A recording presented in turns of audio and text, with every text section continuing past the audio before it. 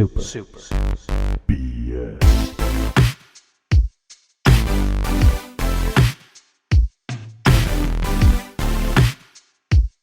Well, I am joined here by Jason Maddison and Jonathan Doyle of Lost and Cult Publication. Is it Publications or Publication? How do you guys...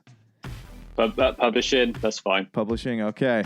All right, well, why don't you tell us a little bit about what's going on here? So I noticed that you guys you're making the Lock On Journal, and you have other things that you said you wanted to kind of dive into. What is the objective of Lost and Cult? Yeah, absolutely. For many years, we've wanted to create products with design at the forefront, and also that are very much community based. I speak to a lot of writers and artists that have trouble getting their content, for example, signed on a traditional website that's based on SEO. And we really wanted this to be a love letter to gaming. And we've allowed the writers to come to us with their pitches and stuff that they've said on like a personal level, they've not been able to, get signed elsewhere because it's too niche, too enthusiastic, etc. And we really believe in people being able to tell their own stories. So, I mean, that's what we've gone with Lock On. Lost in Cult in general, the idea is it'll be an indie publisher of physical media. So it won't just end at books and journals. We will extend in the future. And it's basically going to be, as I said, focusing primarily on design and bringing the community together. So I really like the idea of physical media. Like, I don't know about you guys, but I'm one of those people that I refuse to go silently into this all digital future. And so I don't know how stores are out there, but here you go to Target or Best Buy or wherever, or Walmart or wherever you get your stuff from, and there's their physical media section, their movies, their games, their music. It's all being condensed into one little section because everything's going digital, and that I don't know, it's not something that I'm a big fan of because I collect retro games and I love collector's editions, and I love having my hands on something physical, because you look at something did you guys have Nintendo Wii? This is a good example. Do you have the Wii? Yeah, I did when it first came out. Yeah, and I noticed. I think that was the first time I was able to get into buying digital games on the storefront. So I instantly bought Super Mario 64 when as soon as I got the Wii. Yeah. But then I started noticing a little bit of a shift, especially when the PS3 came out. I ended up restoring a lot of my old PS1 library through the PSN store. Yeah, because I didn't have those games anymore, and they were relatively cheap. But as time's gone on, here in 2021, I've got that kind of urge to be collecting the stuff I had as a child back in the 90s, in a physical form again because of that nostalgia value. And then that just makes me feel like, physical is so important to me. But John, I'm sure he'll want to say something or two about physical media. I'll let you take this on, John, if you want to say a few words. Yeah, absolutely. I'm a big believer in physical media, but primarily from a preservation standpoint and accessibility. Obviously, the downside of digital being, everything gets lost on the web. I mean, it's a bit like stories. It's similar with Lock On. We're trying to make something that is permanent. Yeah. You can always. We don't want it to age either. I mean, so I do a lot of work for repairability of video game consoles. I do a lot of work for preservation, so testing software, disk code, etc., to ensure that these games in their 1.0 builds on the disk, they run smoothly. So in the future, when the digital servers go down and our only access point is what is legally stored on a disk, how are those builds? How do they play? I'm involved in communities getting our heads around how we can preserve content. Same with movies. I mean, I'm a huge fan of physical movies. Yeah. I mean, because really, in order to preserve this content, so many movies are now being spread across multiple platforms, and it's becoming really difficult to have any kind of movie collection. I mean, I think I've got about maybe 3,500, 4,000 Blu-rays now. Jeez, just like that's a building lot. a wall of Yeah. like films. Like it's literally a library. I mean, my intention was I'm going to create, digital backups, etc. But it's really about, I believe that content should be accessible offline whenever people have access to it. And games themselves are in my opinion, are an art form. And I believe that really needs to be preserved. And if the more we shift to digital, the more that ability is taken from us. Digital isn't the devil that people make it out to be, in the respect that it works offline. The real issue is digital rights management and cloud and always online tech.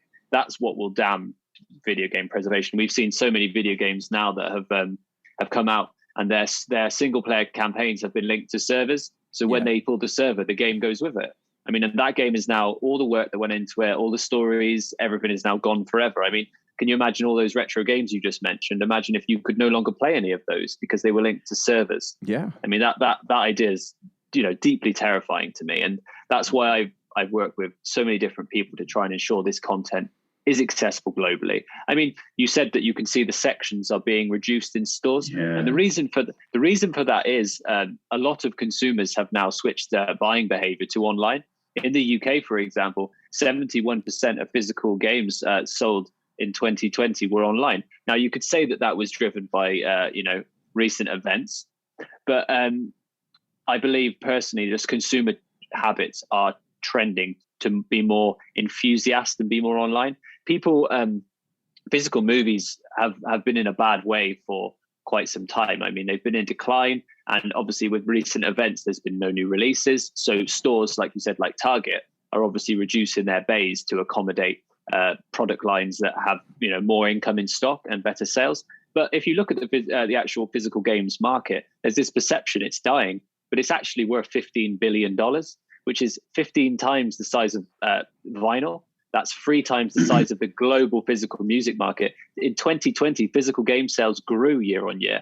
They're currently stronger than they were during the PS3 generation. But because digital has increased the market so much, the percentage share is always looking smaller. I always use the analogy, I have 3 apples, you have 2. Tomorrow I have 4 apples, but you have 6. That doesn't mean I have any less apples, but you've just got so much more than me now.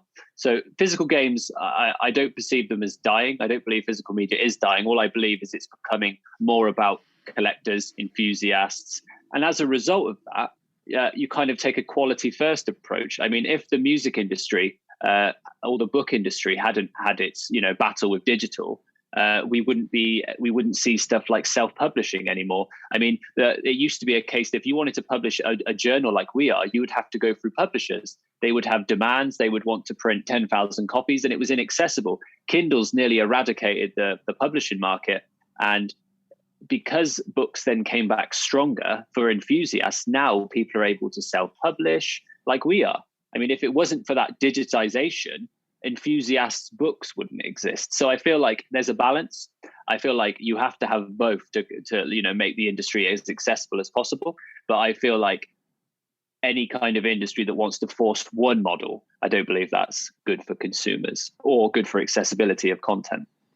Yeah. Okay. So would you say that it's almost a matter of what you're exposed to? Like if you don't go to the store often and you're just on Xbox Live or PlayStation Network or whatever, you're getting bombarded with all these digital services as opposed to actually seeing physical media in store. I feel like it really depends on the game. I mean, if you look at single player games, they're predominantly physical media. I mean, in the UK last year, titles like The Last of Us were only 30% digital. And that's pretty reflective worldwide, to be honest. The trend globally is if it's a single player game, it sells well physical. However, we see less single player games. And obviously now we see more service games, more live service, and that obviously they lean heavily towards digital. And especially, for example, like Call of Duty now, FIFA, they have big incentives for you just not to buy a disc, for you to go digital, because you get, gold packs, you'll get extra guns, etc. And it's a real incentive. What we start to see now is it was similar with movies. Many years ago, I was a buyer for Blockbuster in the UK, and I was in the games division, so I used to deal with the analytical side of this. And what we used to see was for every 10 customers to 20 customers that would rent a film, one would buy. And So that what that shows you is most consumers are only interested in convenience. So as we see digitization of games, there's a large portion of that customer base that doesn't care about ownership. They don't care about accessibility. All they care about is accessing that content then and there, and they have no interest in accessing it again. DVDs did well for so long because they were the only reasonable, cheap way to watch a movie, a new release. Now with streaming, you're seeing most consumers jump onto that. However, there is still a collector's base for books, vinyls, games, and they're what you call your enthusiasts. And I believe that's the market. What game companies are really looking at, they want 90% of their customers buying digital games, and they want an enthusiast base buying expensive collector's editions and physical media. That's kind of the sweet spot. You don't that way you're making the most margin from digital sales, but you've also got that, multiple billion-dollar market where you can sell your collector's editions and your steel books and and that way you keep the whole audience happy. There's music CDs have dropped several percent for the last 30 years to the point now where they went from tens of billions to now they're worth less than, I think it's 800 million. And with that, most companies, for example, Sony, they've supported them the entire time. They could have at any stage said, oh no, we're going to drop CD and just go all digital, but they didn't. And I feel that's important to people get carried away with,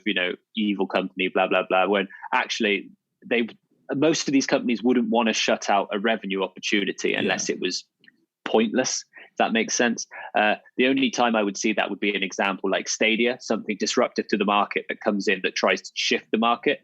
Obviously fails in this instance, but there could be examples in the future where a different market. But markets, again, it's all cyclical. Stuff comes around. We're all going digital now, and then in 10 years we'll all be like, oh, I want to own movies again, or it kind of goes in circles, like with music. Right. Yeah. I mean, and that's kind of how I got back into retro gaming. Like I traded in, as a young, dumb kid, I traded in all my stuff that's worth tons of money now because I wanted to buy a copy of Halo 2. And now I share that.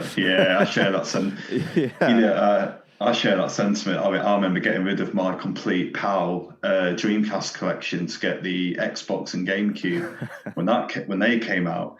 And nowadays, Dreamcast games and the consoles are worth a lot of money. Oh, yeah. So I'm now rebuying that stuff at a later point in life, and it's more expensive. Yeah.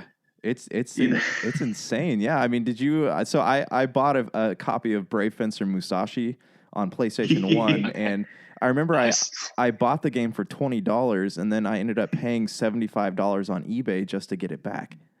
Wow. There's a real appreciation of value as well. I feel like there's two sides to that, isn't there? Obviously, there's the collector's market, which kind of grows and grows and grows. And also, because of digital, there's really no way of accessing that content now, legally. I mean, obviously there are emulators, etc. But legally speaking, the only way you can access a game like the one you just said, or some obscure Japanese PlayStation 1 games like Harmful Park, you either spend £700 on the disc, or you find a different means. And I mean, you can access it at the moment on the PlayStation Free store. You have to set up a Japanese account. You have to buy Japanese PSN vouchers from Japan because they won't accept a credit card. You then have to download the file, and then eventually that server will go down, and that will be inaccessible to you. So, I mean, that's kind of the downside of legal digital means. It's interesting you say that because here in Europe and the UK, we didn't get Squaresoft games back in the day, like Brave Fencer, Xenogears, Tactics, Chrono Cross, Parasite Eve 1. So when I got the PS3, I made a US PSN account with using a random address and buying some PSN gift vouchers from PlayAsia.com, and then using all of that to get those games. Because I used to do a lot of importing when I was a child. So accessibility, it's something we strive for, isn't it, John? Absolutely. Yeah. Yeah. So like now I can go on to, you can make if you have like a VPN, like you can make, if you're like on Xbox, right, you can make a profile and like attach it to some account in Brazil, right? And you can like get access to stuff like that. So, I mean, it's a lot easier now to like find things from other countries as opposed to when it was like back when definitely younger. I mean, with Nintendo Switch games, if you create a South African account, you'll find that the games are far cheaper than most other places in the world. Or, if you open up a Japanese eShop account, you've got more accessibility to a wider range of niche games at varying different costs. And you might just find some of them may have your preferred language on them. So, there's different ways of getting around things nowadays, just to get what we want to play. Yeah. But I guess it's we need to all strive for just making that as easy as possible, really. Mm-hmm. I mean, accessibility is king, isn't it, really? Yeah. That obviously there's risks. I mean, you download a digital file, you are literally linked to, so that every server has, digital rights management. So, you can sign up to as many different Switch eShop accounts as you want. And one day that content might be like the Wii eShop's gone now. Yeah. And there are so many games that are gone forever now, right? Mm-hmm. And that could happen with the Switch. And that, I mean, in that respect, that is why physical media, and more importantly, why a console that can be set up and function offline is important for preservation. I mean, you just mentioned the Xbox and how you can set up different accounts. I mean, in 20 years' time, that'll probably be pointless anyway, because the Xbox Series and the Xbox One require the internet to activate to even be set up. Mm-hmm. So we'll get to the stage where you won't be able to even repair those systems to even use them. They will become e-waste. And that, whereas luckily with the Nintendo and the PlayStation, they can be set up offline. So there are methods around it, but you can buy all the Xbox discs you want in the world. But in 20 years' time, it's going to be really difficult to have a retro Xbox One, because it'll be just whatever works, whatever fails, that's it, unfortunately. Yeah. I mean, and you had made a good point. Like, that's why I was talking about the Wii originally, was the fact that like I had purchased so many digital games on the Wii shop, and like Mario 64, a bunch of old Zelda titles, and then that stuff's just gone, and they shut that forever. down. And same thing, I'm hearing that there's a lot of fear with like Google Stadia users, the people who like bought into Stadia, and now that Stadia is being shut down. And then I know they have another 100-something games supposed to come out, and they're supposed to support it for the next few years. But like, what happens when they don't? So all that money you spent in the Stadia marketplace is just gone. Like, you don't get to keep the games. There's nothing physical to keep there. It's all streaming. It's like a corporate dream. This kind of dream that people. It's a bit like what's happening with the art scene, with like crypto art, etc. It's kind of this ideal scene that you can sell people a product that isn't there, that they have no rights over, have no control over. They'll pay just as much money, and then any day you can take it away, and they have no rights to stop you. It's kind of like that corporate dream, isn't it? To have that perfect product that people will never own, you have mass control over, which I think, I can't imagine there's any villains cackling, coming up with these plans, but it's a scary concept. Yeah. I mean, I'm sure it's not like people, like you said, people not purposely coming up with it. It's just an infrastructure that wasn't meant to support things once a system shuts down. So on that note though, what do you guys think about the rumor, or not rumors, but word coming out of Microsoft that this next Halo game, Halo Infinite, is supposed to be just this is it for Halo games. Like, this is the last piece of physical media you'll be able to own for Halo, because every single new Halo idea or concept that comes out is going to be linked to this Halo Infinite platform.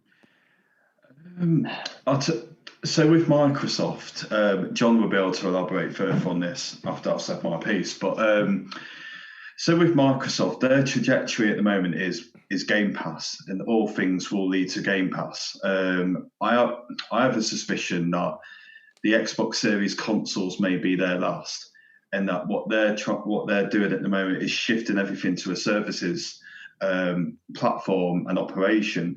So it may be the next generation. The new Xbox will be a dongle and a controller. A bit similar to Stadia. Streaming in cloud networks. So with that being said, I think the model that they're going to use for their first-party AAA games, like Halo Infinite, will be that it's going to be an organic, growing, games as a service game, bit similar to Destiny in a way, except it's single player with some multiplayer activities. So you're going to get a version of Halo Infinite, but then it's going to keep growing with further examples of DLC over time, and then it's not just going to be like a one and done single player experience like what you normally get with a Sony game, or in many cases Nintendo. So I think that's where they're going. And with Bethesda, I feel, that's kind of where they're going to go as well, possibly with like, Fallout and the Elder Scrolls games. So it is interesting, but it's a developing situation, and we don't know fully what's going to go on. Yeah. So it's anyone's guess, really. So do you think that they could try this stuff and then have it not work and then kind of just go back to a different... I think that's the inevitability, really. You have, with the market, Xbox have been forced into this position.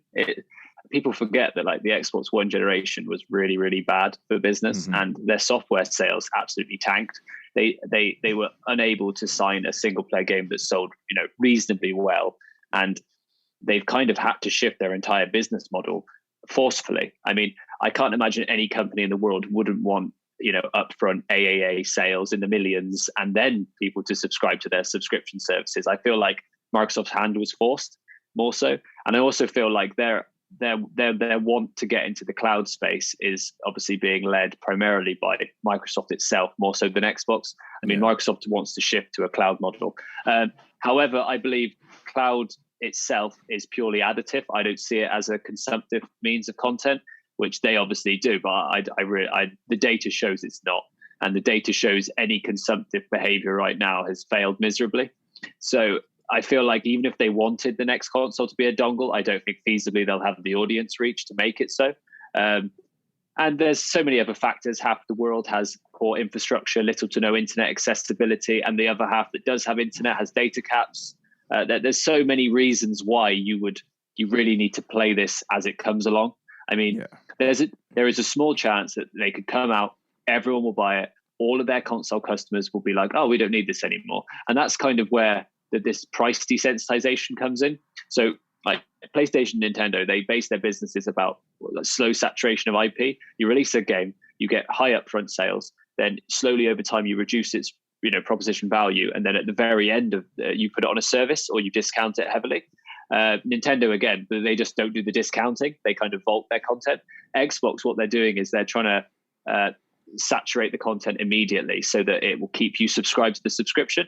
And that is similar to Netflix, and how Netflix 99% of the time it's just TV shows, TV shows, because that keeps you engaged. And every now and again, Netflix will release a big film. So I see a situation where you get one big game on Games Pass every half a year, and then the rest of the games you're getting thrown, several smaller titles or live service titles like Halo, which keep people engaged over a period of time. And that reduces what you call churn. Churn is when people only subscribe to a service to see one show, play one game, and then they leave. So what they're doing is they're just trying to get 3 or 4 months out of you instead of 1 month out of you. And that's unfortunately the downside of that, is all of your content then gets shipped. So you, instead of making single player games like Nintendo or Sony, you shift to live service, engagement based content. And right now, I mean, that's what their customers want. They've built this audience. Most of the customers that didn't want this left at the start of the Xbox One. The customers they've built since want this. Yeah. I mean, we've seen they want it, and the new audience they're getting. My only concern with the model is more so single player games and indie games become impossible to maintain once you get paid on engagement. And what I mean by that is a title like God of War, or say Goose Game, even an indie darling and a critical darling. Both of those games can be completed in less than 20 hours. They have very little replayability. And if you were like doing what Apple does with Apple Arcade and paying on engagement, they would be worthless. Whereas a game like Fortnite or a live service title would be, that's where all the money is. Then it also becomes about other means, somewhat predatory means of adding microtransactions, etc. And this is what we saw with the mobile market. It then becomes about, well, we'll give the game away for free, but then we'll milk the user for every penny we can for everything else, and that can become quite predatory. And that's the worry, really. And that's why you saw so many devs leave Apple Arcade and go straight to Switch as soon as they changed their business model. Yeah. And that's the worry. At the minute, they're doing it because they have to, and in the future, they will change their model, and they won't be giving devs money up front because they won't need to anymore. I mean, competition is good because it keeps people in their place somewhat. It stops this kind of monopoly happening. So, I mean, we want Xbox to do well because that will keep Sony in its place. That will keep Nintendo in their place, and that they will kind of work a deal a little bit with the right to repair. And you see tech companies, particularly American ones, so like Apple, Microsoft, etc. They lobby like the CTS, etc., to block the right to repair at every opportunity. Whereas in Europe, they tend to lose against this. But if it wasn't for the other companies being in that space, they would be impossible to stop. I mean, like, look at iPhones. Yeah, an iPhone is only repairable slightly because Apple deliberately makes them unrepairable. And what you're looking at in America, you have lobbies that will stop you being able to repair your phones legally because Apple will lobby them. Whereas in Europe, they're losing that lobby. And this is why we need other manufacturers in the space that are allowing their phones to be repairable. So yeah, I feel like that's the situation really. And Xbox, they're following this model because they kind of have to more than anything. Yeah. I mean that makes sense. The because you see a lot of you had mentioned God of War. Like there's a lot of talk about like the big single player experiences dying to these smaller microtransaction driven games as an experience type things. Do you think that there's any truth to that? Do you think that we are? No. I mean, when Sony started doing the PlayStation 5, they did a lot of dev documents, and one of the documents was like single player games are dying, lol. And then it went in to tell you how that's complete fabrication. I mean, look at Nintendo and PlayStation; they're both nearly at the strongest positions they've ever been, and they're leading with single player games. Now look at the competition, who is leading with multiplayer and service games, and it's not so great. Now if you look at third-party publishers, now what it's basically showing you is a company like Nintendo and PlayStation and, for example, Capcom, Square Enix, they can lead with these single-player games, but there's also a big market now for service games. All that's happening is people get so caught up with this concept of you can only have one or the other. It's a bit like physical and digital. Markets are not zero sum; they are the sum of many parts. And that's what we're seeing really. Again, like people are like, oh, well, single player games are dying. I mean, if you look at Ghost of Tsushima's numbers or like Final Fantasy VII Remake's numbers, they're not dying. Cyberpunk just did like 20 odd million copies. Right. They're not dying like by any means. If anything, this is probably a rejuvenation of the single player. I mean, there was a time at the end of the PS3 where things started to look a bit concerning.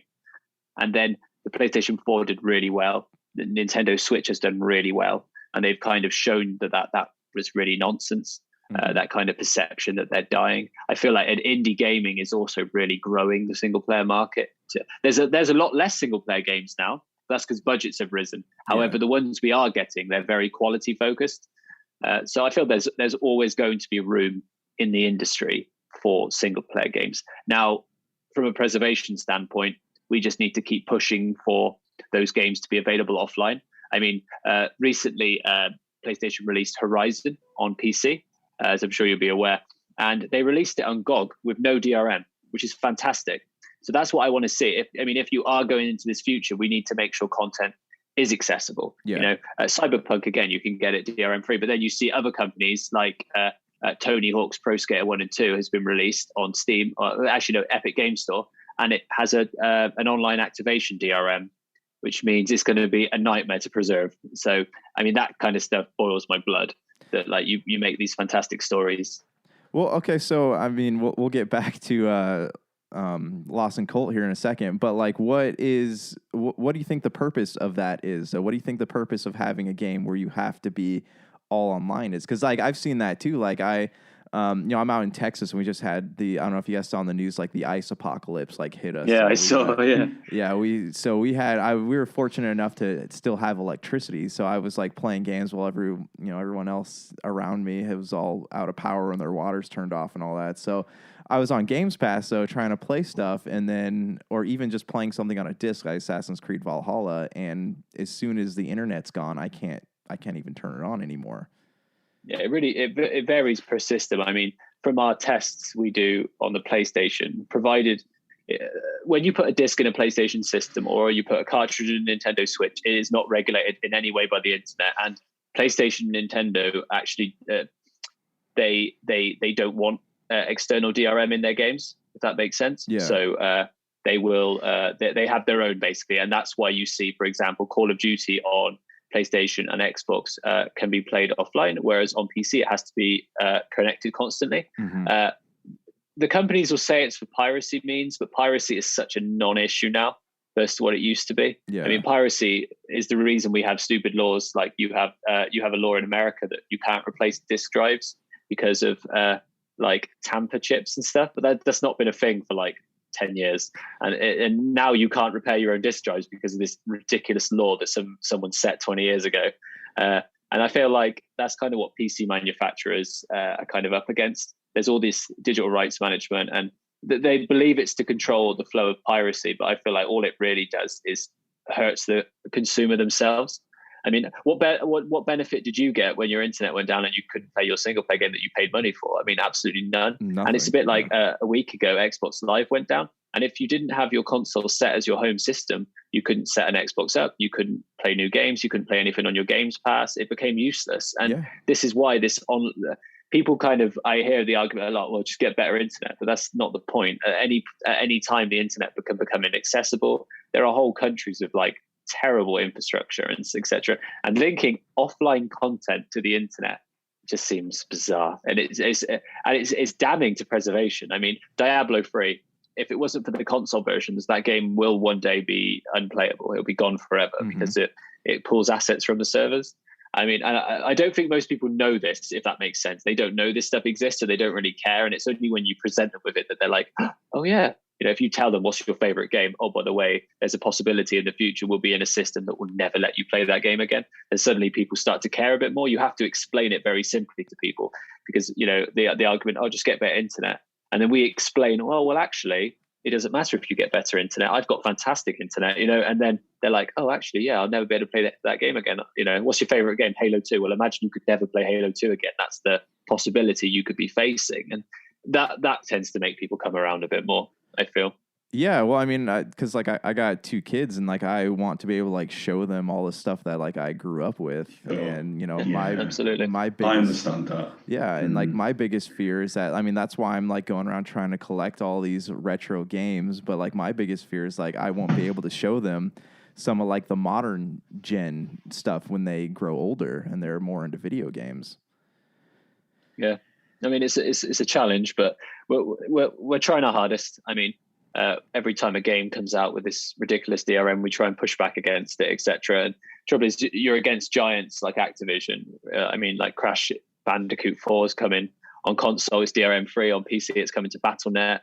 I mean, again, online activation, and then it comes down to preservationists, etc., who have to find ways to bypass these, you know, digital locks for content they paid for, which is the worst part. I mean, putting a time limit on a purchase just. It was Amazon who recently said any digital movie you buy from us, you don't ever own, and we have the right to just take it from you at any one time. I mean, that's terrifying. It's ridiculous.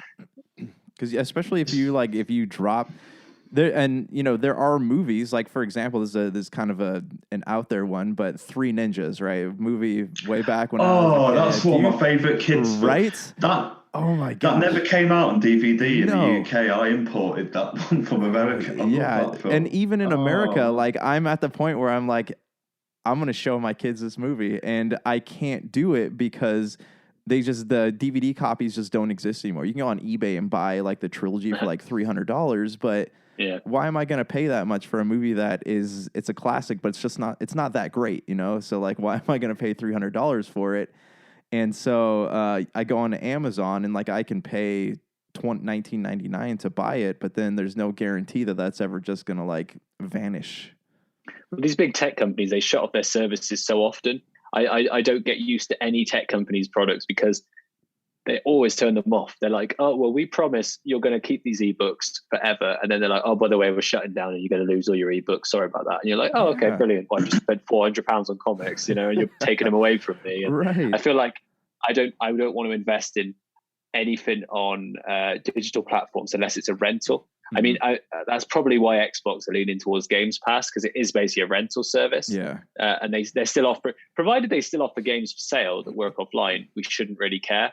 Like the bigger issue is that they, you know, have online DRM setups for their systems. I mean, that's the real, because it doesn't matter if you paid for it; it works offline if the system can't be used. Does that make sense? Yeah. So imagine you get Three Ninjas, you're super excited, you finally get it, and then you go to put it in, and say you go to put it in your player, and then your player doesn't work anymore. So you've got the movie, but you can't watch it anyway because the player's broke. Well, so that's a big thing with us. I don't know if you guys have played Assassin's Creed Valhalla, but like when I play an Elder Scrolls game, like I am saving after everything I do in that game, because like there's no autosave in there unless you're like going into a town or city or something. With Assassin's Creed Valhalla, if you are not connected, so I played for about like 6 hours one day. Like I'd never do that ever. So I'm like, I felt pretty accomplished, and their autosave system only works if you're online, if your internet's working. And then Otherwise you have to do it manually. Yeah. And so like, I didn't know this though. And so like I went to go, I just assumed that it saved. And so I shut it off and I lost 6 hours of gameplay. So, oh no. Why does that exist? Why is that? It's arbitrary. There is no excuse you can tell me why you need a save system that needs a DRM. I mean, that makes absolutely no sense to me whatsoever. I mean, it's not like it's some dynamically server-powered AI. It's just an autosave feature that's been around since the PlayStation 2, I imagine. It just seems ridiculous to me that you would implement stuff like that. Yeah, it's absolutely insane. Because how does it benefit the consumer at all? How does that benefit your playability? No, it doesn't. It just makes me not want to play anymore. Like I honestly, I haven't. I turned the game back on since then, but I haven't like gone and redid the things that I've already done. Like I'm kind of just walking around in the game finding treasure and stuff, but like I'm just unmotivated to play it now. I think a lot of things are just getting lost. I think I read this week that with Destiny 2. I don't know if you guys have played a lot of Destiny before, but they're now going to start getting rid of some of the earlier parts of Destiny 2 and then just keep the story going for the more recent expansion. So parts of the game that you may have cherished or played a number of years ago, because it's a live service game, they'll just get lost to the ether for you to never be able to access again. And then I've also found it odd recently with the upcoming physical release of Final Fantasy VII Remake integrated for PS5, the DLC is not going to be on the actual disc. Oh. It's just going to be a digital only section. So I think that's why Jon's work is quite important. We tried to raise the issue with Square Enix over the internet and made more people aware of it. Because a lot of people won't know about these things unless you do your research and you're connected to the right people on the internet. But it's just a shame really for preservation. You're invested in something which you want to be a complete product, but in some instances the disc isn't going to have the complete product on it, so that part of the game might get lost to the internet in years to come if the servers went down. Yeah. That's right what I've said, isn't it, Jon? Oh, I'm on the right track, I think. Well, that's like you buy things on the Nintendo Switch physically, and you get those little cartridges. But then they say you buy something like the Borderlands collection or the BioShock collection. They only come with one game on it, and you have to download the other like 2 or 3 pieces to it. Yeah, I mean that's sorry. Yeah, so I'll let Jon continue in a sec. So, for example, Final Fantasy X and X-2 HD Remaster, in the Western world, you'll find that FF10 is on a cartridge, a small capacity cartridge, but X-2 is a digital download. Whereas in Asia and Japan, and with Asia, some territories in Asia not having an eShop to have access to, you get to both games on the one higher capacity cartridge. You'll also find with some Japanese Switch releases, if it's like a multi-game release, all the games will be on the one cartridge, whereas in the West, like you've mentioned, you'll just have the one game on the cartridge, then the other games is like an additional digital download. So you are getting a lot of instances where a physical release may seem like the complete package to you at face value, but in reality it isn't. And as well, for example, with some Switch games, if you've got a 2017 cartridge version of Zelda Breath of the Wild, that's not actually the most recent complete version of the game. A 2020 release of the cartridge may have all the previous patches on it. So with things like this, it's about who you know and what research you do. Right. But Jon, you can further elaborate on that, can't you? We test Switch carts, and as the production runs go along, they actually update the patches on the cartridges. It'd be nice if other companies did this with discs. So, like, if you buy Breath of the Wild today, it'll be completely patched up to date. It won't have the DLC on it, but it'll have all the latest patches which fix glitches. So, and I mean, Nintendo are good at doing that. And you were just saying about Asia. I mean, the East has a lot higher ownership than like the West. The West is more like consumable, throwaway. Like you'll not a lot will slide in the East in terms of this. They have really high ownership tolerance, and you see that with the East is one of the few places where CD digital downloads only just overtook CD. Jeez. I mean, CD, like in super audio CD, nobody really buys them in the West, but in Japan especially, it's extremely popular.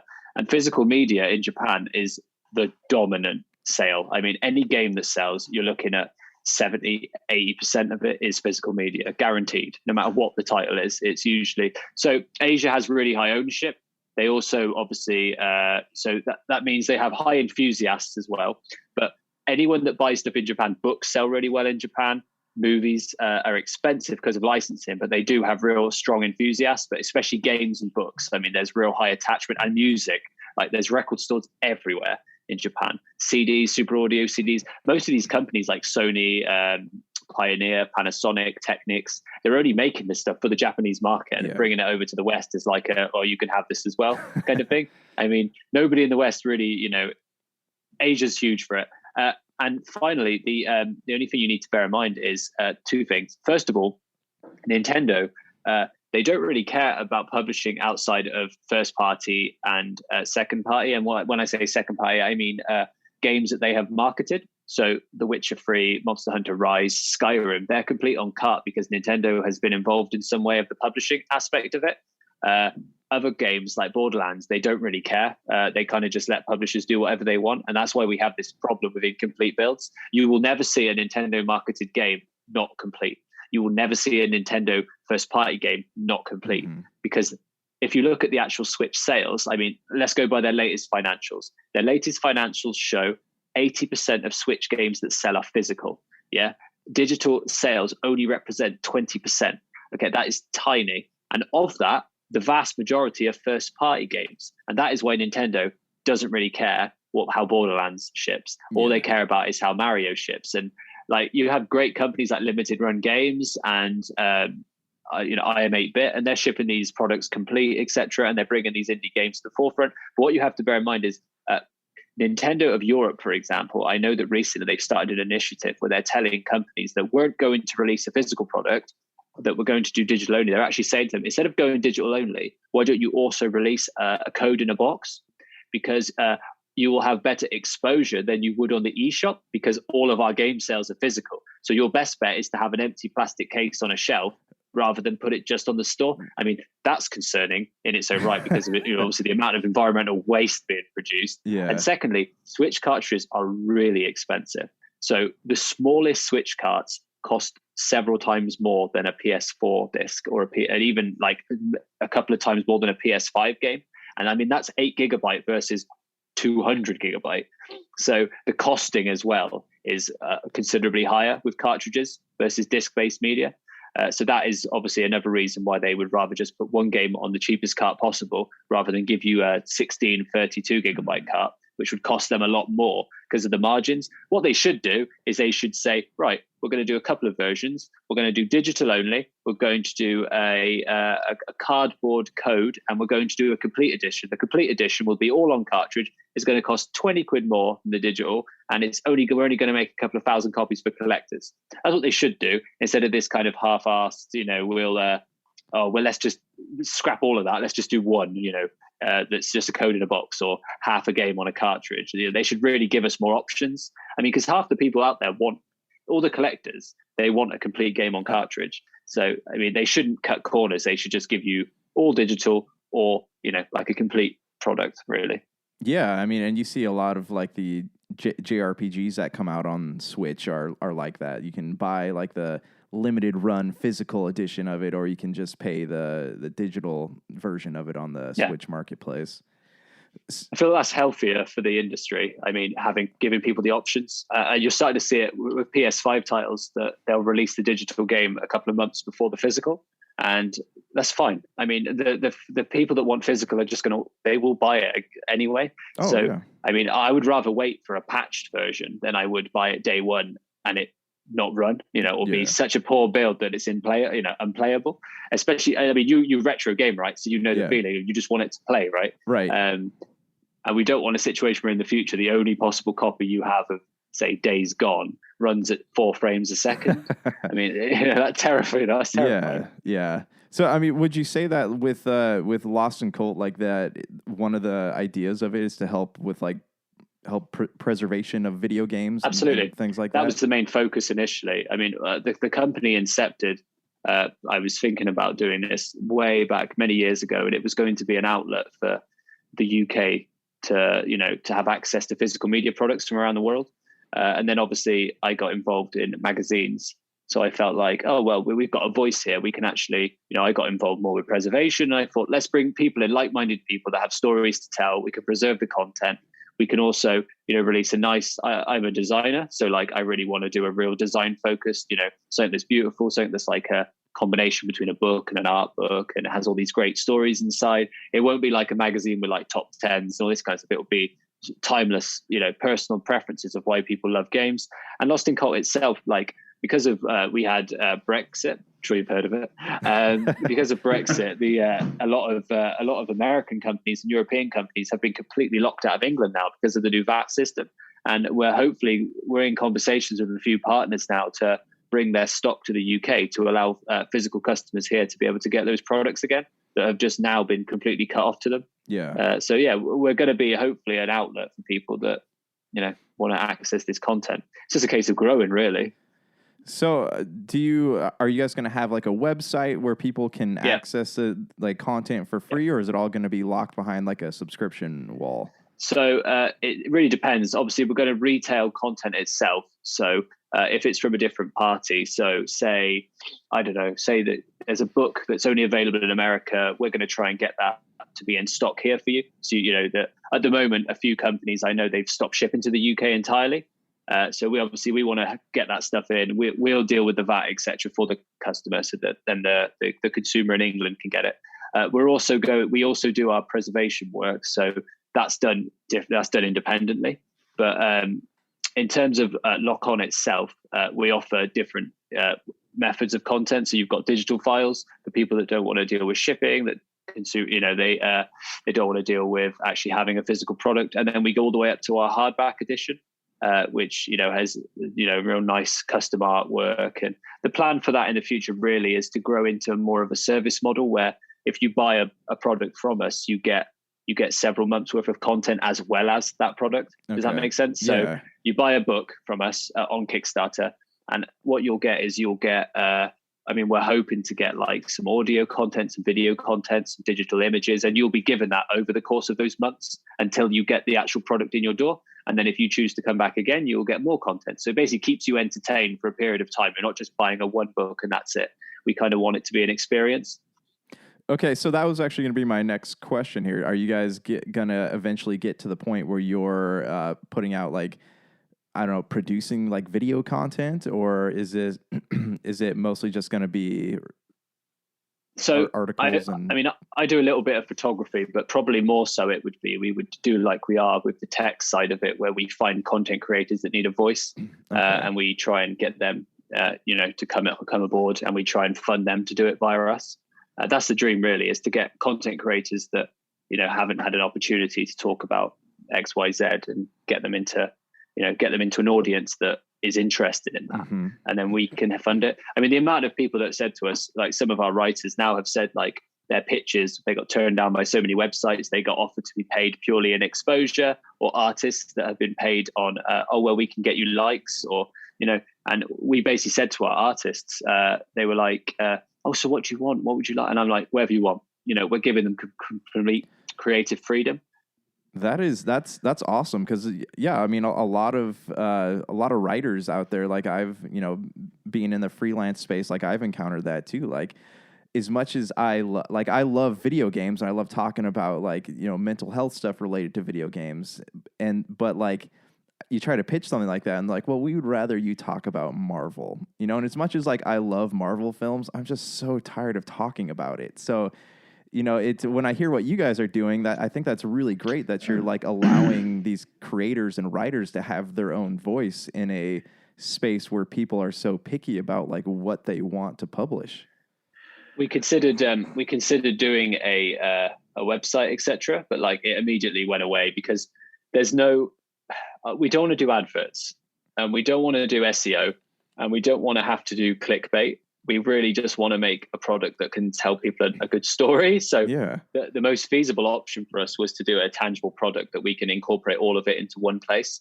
So, I mean, some people do like, for example, a Patreon and you get posts, etc. But like, we feel the best method really was to bring all of this content into one format, and that being Lock On. And then it will change every volume. We will have unique content. It will focus on different games, different aspects of the industry. We will allow people to tell their stories. It can be a happy story, a sad story, a personal story. It can be something that, like you said, a publisher or an SEO-based website wouldn't want to touch because they want to hear about Marvel. They want to hear about Call of Duty. They want to hear about, you know, stuff like that. And that's the part of the industry that I literally have no interest in. Is that aspect of it, to be honest. Because there's so many great. There's so many great stories out there that need to be told, and that people might not even know that that's something they're interested in until they come across it. Sorry, Jason, I interrupted you. What were you gonna say? No. So I came onto this project last July when I made acquaintances with Jon, and we realised we're like-minded people. So I only got really involved in the gaming community online last year when, the situation came about, as we all know, the situation. I've only ever talked about games really with my close friendship circles, throughout my life. And I started wanting to get involved in conversations and find new friends on the internet. And obviously amongst all of this, I felt like I found, there's a lot of people that just argue about, this console and that console, frame rates, resolutions, and, visual fidelity. And what I felt was being lost was, the conversation about video games, the love of games, also exploring the deeper stories of games and aspects of games, talking about, the psychological consequences of certain games and, how certain games can, their issues and stories inform real world scenarios, and also talking about, things like mental health as well. And so with Lock On, we've been discussing this for a long time. We started out looking at this as a magazine with like a hardcover option, but then, and it was going to have reviews in. And we felt like, well, this is going to be something that's going to release, possibly a few times a year. And we want this to be like a product where we're going to have really rich content where, it's a platform for people to tell very personal stories, about their favorite video games, a platform for, aspiring writers, indie writers, artists to express their creative freedom where they may not get that opportunity elsewhere, but also for them stories to be immortalized. So, we're going to have unique content. We're going to feature, a lot of games and systems where we look at the very deep and thought-provoking issues. And that's what Lock On, in a sense, is also about. It's also about community, because 80% of our content is going to be from those indie writers and artists. And, we want to make that very clear as well. Yeah, we're going to have some really, well-known influencers do contributions towards our products with Lock On. But that's kind of the direction we're going in as well. So, we really want, it's a passion project. It's from gamers, for gamers, to inspire and create conversation, about your favourite games and aspects of the game industry. But also, we hope that the content that our readers will find in our books, they'll be able to relate to. It'll remind them of, games or conversations they'd have with friends, in past time. We want it to be a very healthy and, nurturing ground for talent and content. For example, an individual who's done some artwork for our front covers through that, he's now been given a great opportunity at a studio to work as a concept artist. So we're hoping that people can get discovered through us as well. John, can you further elaborate on that? Yeah, I mean, I've waffled on too much. No, it's fine. I mean, if we can give people exposure, I mean, that's the best thing that can come out of this. I mean, you have to start somewhere. I mean, if you give people an outlet to make something they love, that's the best way of them showing themselves and showing the best of their ability, really. Like I said, if you force someone to talk about something they're not really interested in, you're never going to get the best out of them. So video games are important because they tell such incredible stories and they're so personal to everyone. And we just want to be the place where that can all come together and that people can, build the foundations of what they want to talk about and just give people the freedom to do it, really. And I want every reader of Lock On to come away from it either educated, happy, horrified, entertained, all the different content. I mean, we have some really fun features in this first volume, and then we go all the way down to like eco-fascism and like environmental concerns of like environmental events around the similarities between Final Fantasy VII and modern day climate change. I mean, there's everything's in there. I mean, and all these different personal stories. And I feel like that, that's really important that, we don't just stick to one ground. I mean, we take a few risks with some of the stuff. I mean, in terms of content wise, but that's the good thing about doing it the way we're doing it is that you can allow for these, what I mean is you can get smaller writers in to take more risks because, of other stories we tell, maybe the more fun stuff. Right. And you guys aren't tied. You're not tied to any gaming publishers. Nope. So you don't have those marketing shackles around your wrist. You can kind of just take chances and do what you want. We said in the beginning, we're not going to feature any game that's non-preservable. Outright. So it doesn't matter any publisher that comes to me and says, will you talk about our mobile game? No, we won't. Not if that game is not preservable and in the future generations are unable to play it or it's inaccessible. So we won't talk about those type of games at all. So we're sticking to our morals with that one. Yeah, and I'll be honest, when I got a Kickstarter email for Lock On drop into my email box, and I instantly got goosebumps reading about it because this is the holy grail of gaming journalism right here. It's not, there are so many voices that get lost in the midst of Sony versus PlayStation. This game's good. Yep. That game's good. Let's market to Ubisoft. Let's market EA. All these corporate interests that you don't hear the more humanizing aspects of gaming. And that's what we felt the same. And that's why we did this. I mean, sorry, Jason. No, we're going to be covering a lot of gaming history. For example, in the first volume of Lock On, we're going to be doing a big retrospective on the PS1 with contributions from, John Linneman of Digital Foundry, Ryan Mystic, My Life in Gaming, and also, Adam Koralik, who's going to be writing about his unique perspective on the Nintendo PlayStation prototype. So we're going to be covering some very obscure facets of, the PlayStation 1 history. Stories that have probably just been lost in the fastness of the internet, because we want this to be a really collectible item that, you can feel proud to have on your shelf or in your book collection. And then it's reference material that you can come back to time and time again. And then also, having stories and features in there which also raise awareness of other, issues related to gaming. We want to touch on mental health, climate change, and also in the first volume we'll be touching a lot on accessibility. So you may have seen an update where we're going to be having an interview with an individual called Sightless Combat. And he's an activist with accessibility, and he'll be talking about how he played through The Last of Us Part 2 blind, but making use of the innovative accessibility features that they've incorporated into that game.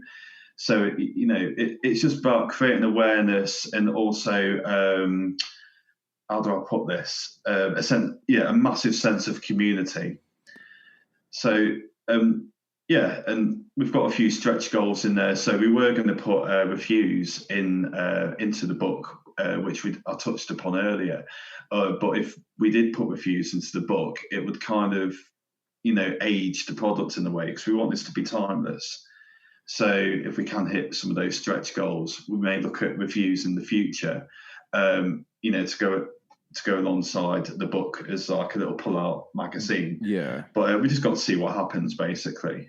And so you had talked about community a lot. Like I don't know how you guys feel, but I feel like, you go on these big websites like IGN, Polygon, Kotaku, even, like the communities that they have giant communities, but they are so like toxic to each other. Like it's full of people like making fun of the articles or making fun of each other.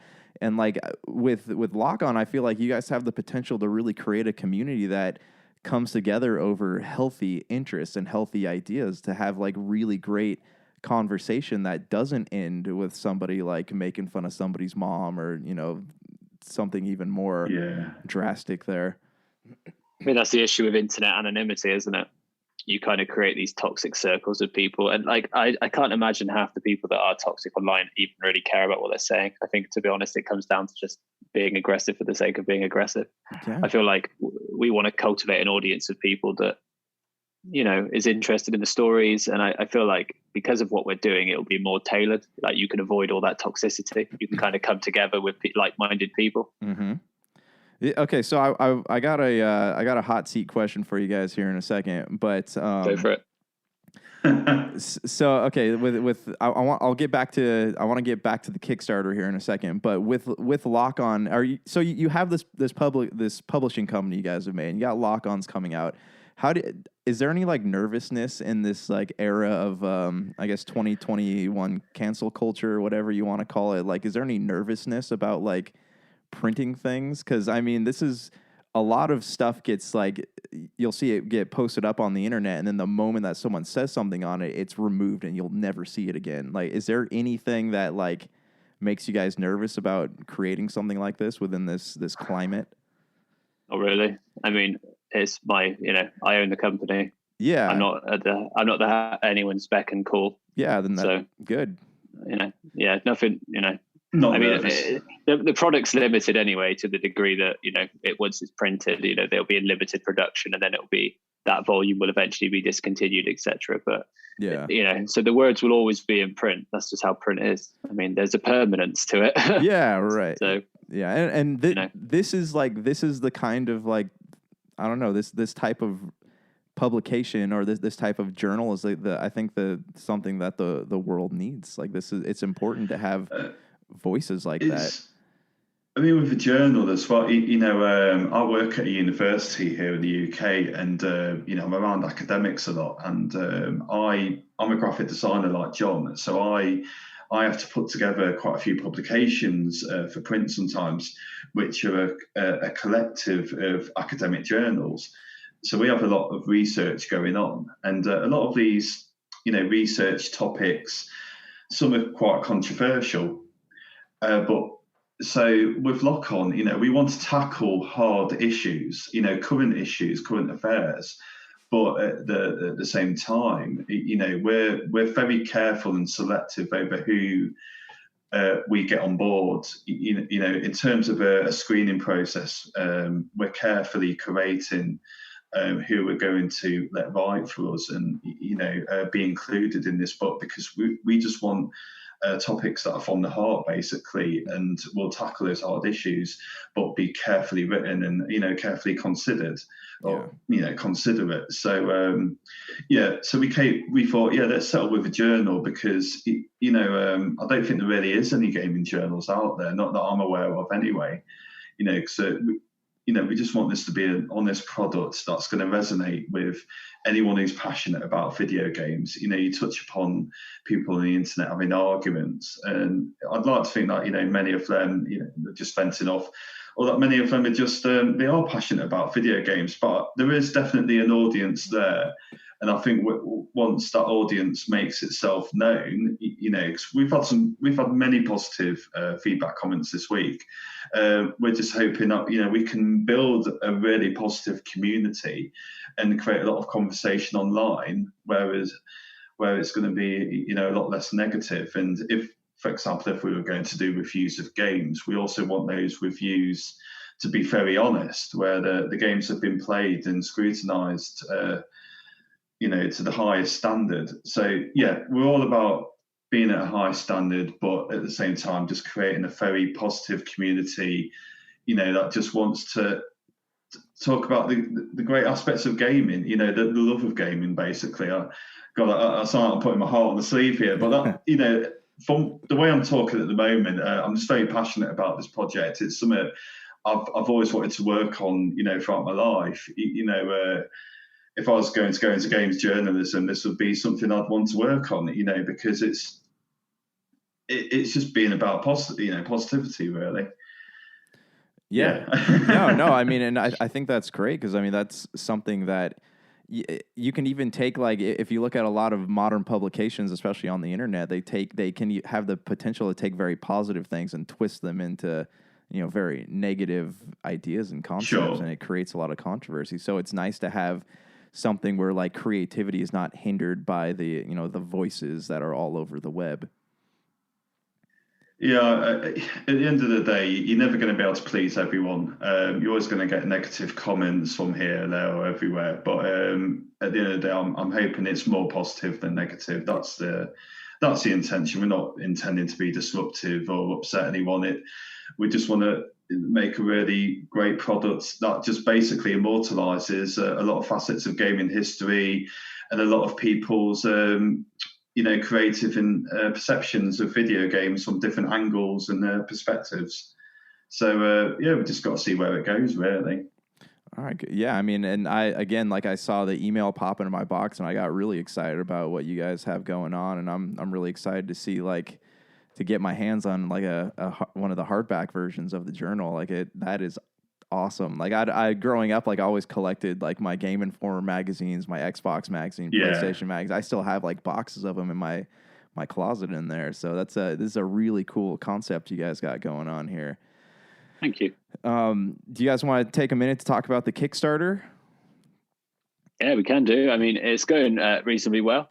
Obviously, our biggest challenge is, engagement now. So, as you'll be aware, most social media platforms absolutely throttle your engagement once they catch on to what you're doing. So our reach initially was really good, and obviously now it's been hampered significantly because they want us to pay for adverts, etc. So it's a case of now really just trying to grow organically and get people to know who we are. So stuff like this is absolutely incredibly helpful for that. And anybody that likes the journal, talking about it, telling a friend, posting it within their communities, etc. That's how we will grow our audience now, because that initial surge we had is, like I said, as soon as they cottoned on to that, they kind of stunted it. I mean, in the first day we had, I think it was like 600,000 interactions, and now it's a couple of hundred.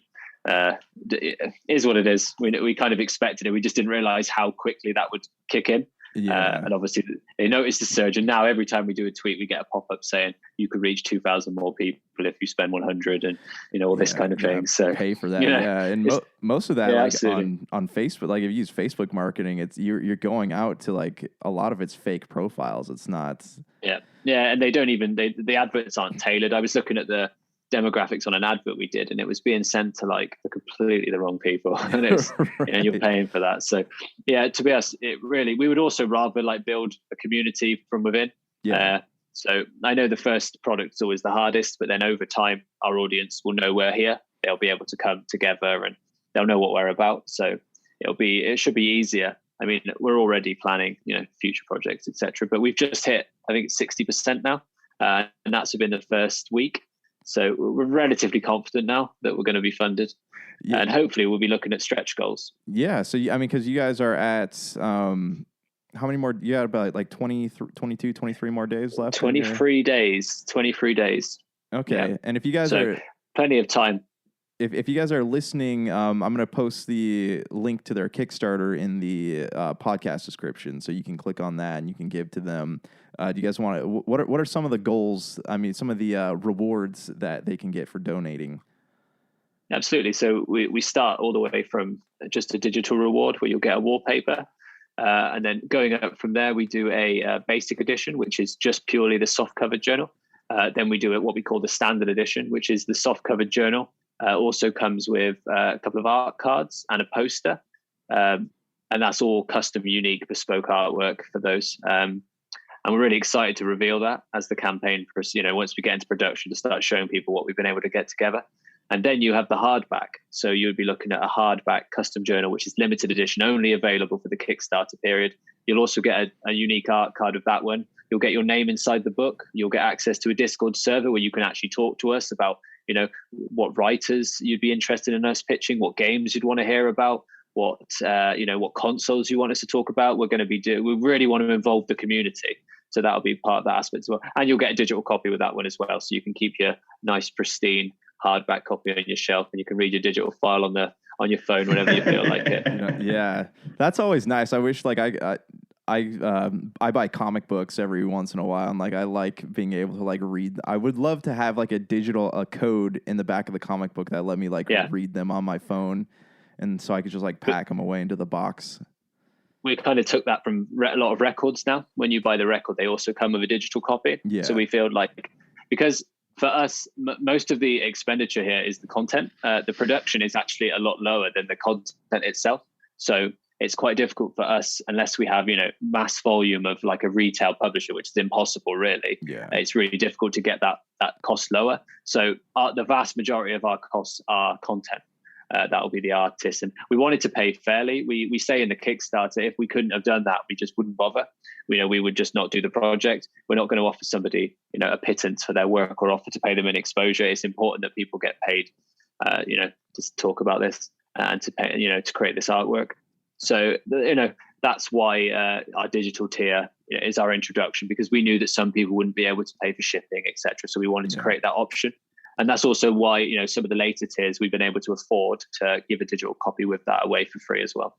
Yeah, and I like what you had mentioned about your content creators getting paid their value, because you have a lot of people just offering, they don't realize how valuable their input is, because you have these publications that will either pay them nothing, like you said, with exposure, or they'll pay them very little and end up hacking up most of the stuff that they write. So, I mean, I really respect, that your guys' point of view on content creation.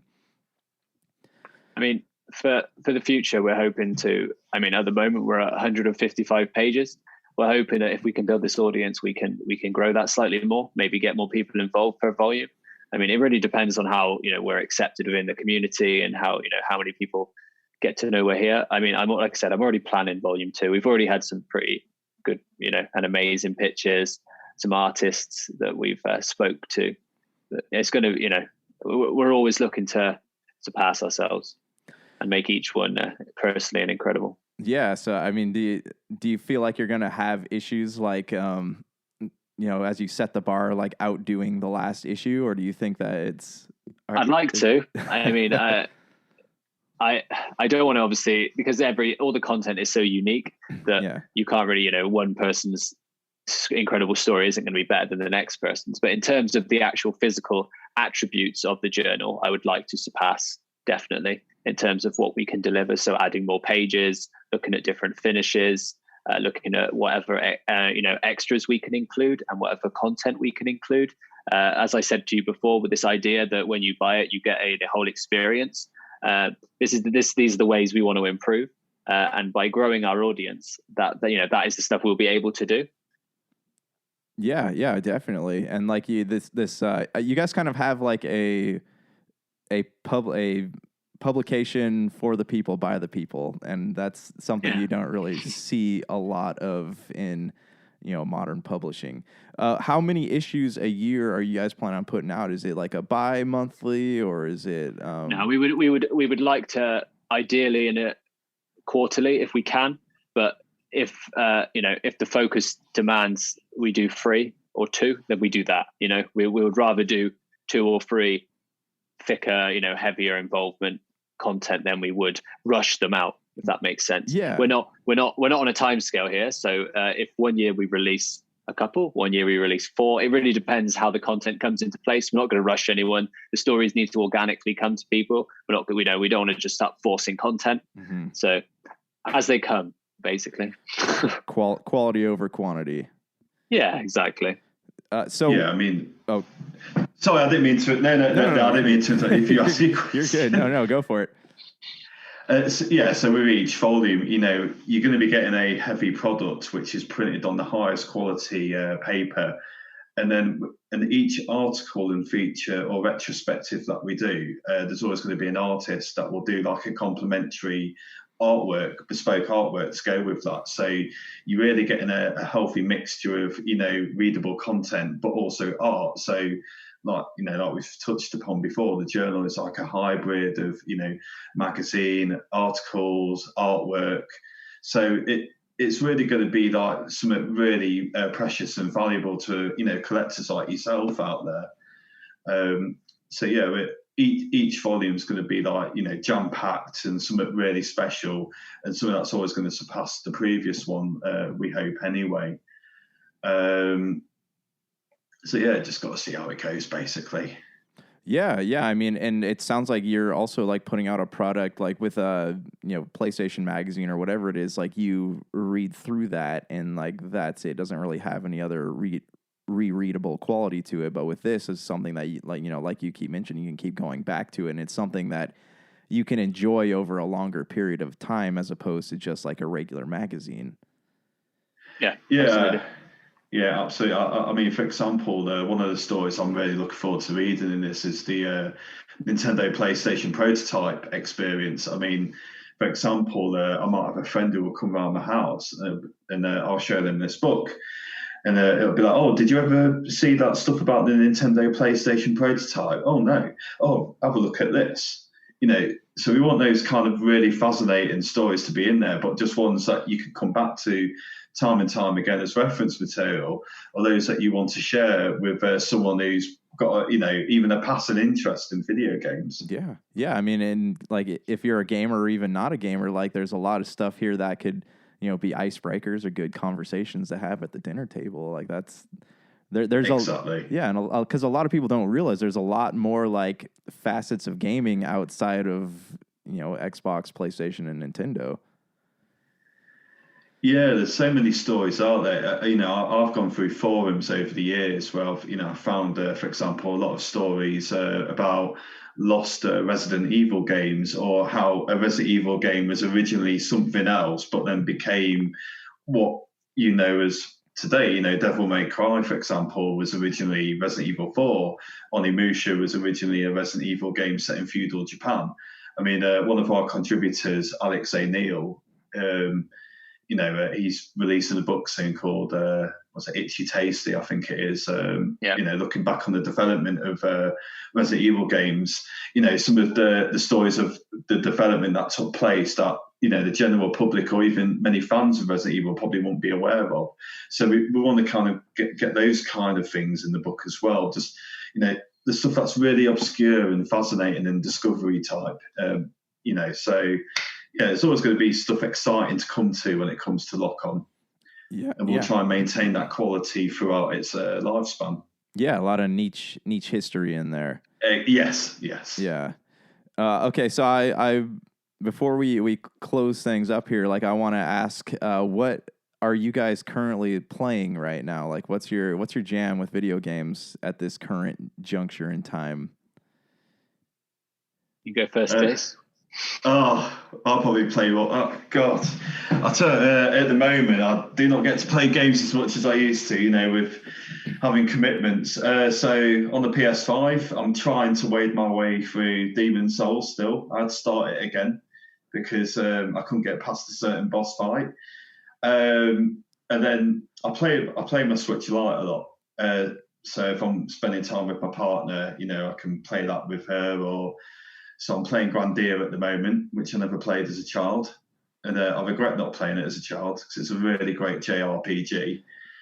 And every weekend, I'll normally spend like 3 to 4 hours to myself just getting an old retro console out or one of my many mini consoles and just playing like a really old game from my childhood or something I've never played before. So I'm playing Jet Grind Radio on the Dreamcast. Oh my gosh, such Jet a great game. Yeah, Jet Set Radio as it's known in other parts of the world. Yeah. So that's me. What about you, John? I've been trying to get all the stars in Mario 3D World, which is great fun. I skipped it on the Wii U actually, so I'm glad to be going back to it. And I actually recently played Little Nightmares 2. That's awesome. That is a cool game. I love Tarsia. I mean, I love that kind of hidden lore aspect of games. It's probably why the Souls series is like my favorite series of games, because like I like to, after I played a game, to go on YouTube and be studying the lore for like the next 6 months. So yeah, Little Nightmares 2 was full of that, and that's a really great experience. So I played Little Nightmares 1. I've been like wanting to pick up Little Nightmares 2.